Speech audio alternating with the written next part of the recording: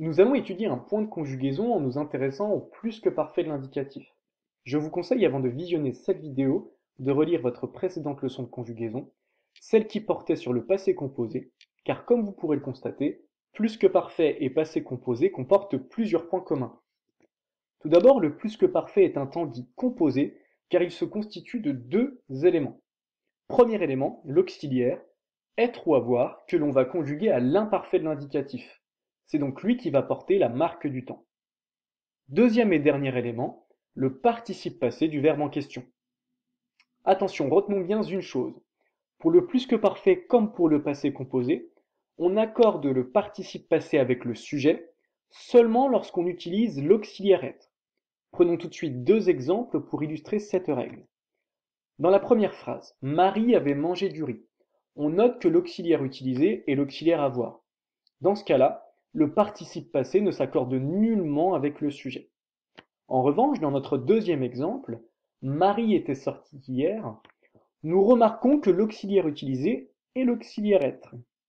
Dès lors, le participe passé, sorti, prend un E car il s'accorde avec le sujet féminin Marie. Conjuguer avec l'auxiliaire avoir. Nous allons dérouler le tableau de conjugaison du verbe marcher au plus que parfait de l'indicatif. De cette façon, vous aurez un exemple que vous pourrez exploiter pour ensuite réaliser les différents exercices proposés dans le cours. Nous avons donc dit que le plus que parfait est un temps composé, premièrement, d'un auxiliaire et deuxièmement, du participe passé. L'auxiliaire avoir va donc être conjugué à l'imparfait de l'indicatif, ce qui nous donnera je, tu avais AIS, il, elle avait AIT, nous avions IONS, vous aviez IEZ, ils, elles avaient AIENT.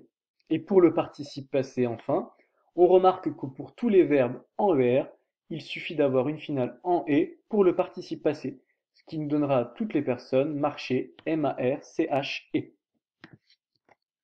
Petit rappel, pour trouver le participe passé d'un verbe, nous l'avons dit juste avant, tous les verbes en ER prennent un E. Manger devient donc manger et chanter C-H-A-N-T-E-R deviendra donc chanter C-H-A-N-T-E, etc.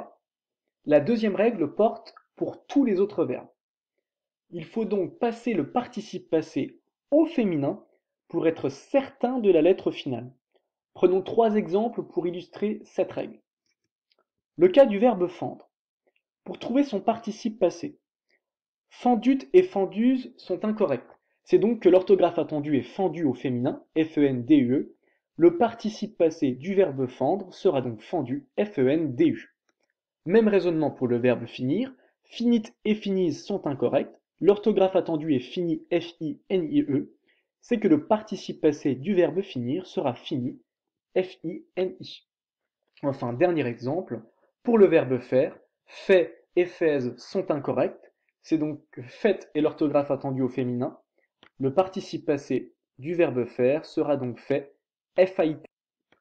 Troisièmement, pour conjuguer avec l'auxiliaire être, nous allons prendre appui sur le verbe aller et dérouler son tableau de conjugaison au plus que parfait. Notons que la majorité des verbes prennent pour auxiliaire avoir, hormis les verbes de mouvement qui en grande majorité se conjuguent avec l'auxiliaire être.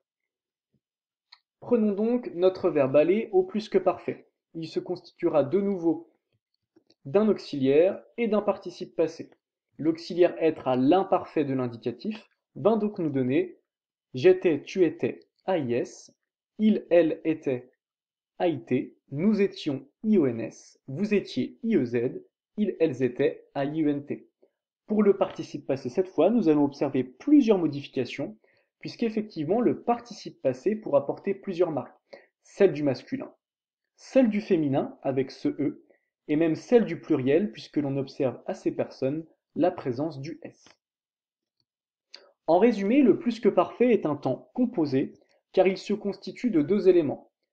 Premier point, nous devons choisir entre l'auxiliaire être et l'auxiliaire avoir.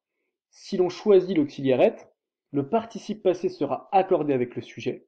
En revanche, lorsque l'on emploie l'auxiliaire avoir, pas d'accord entre le participe passé et le sujet. Deuxième et dernier élément du plus que parfait, le participe passé du verbe en question. Vous pouvez donc maintenant vous tester sur ces deux exercices avec autocorrection proposés avant de vous lancer sur les exercices proposés de la leçon.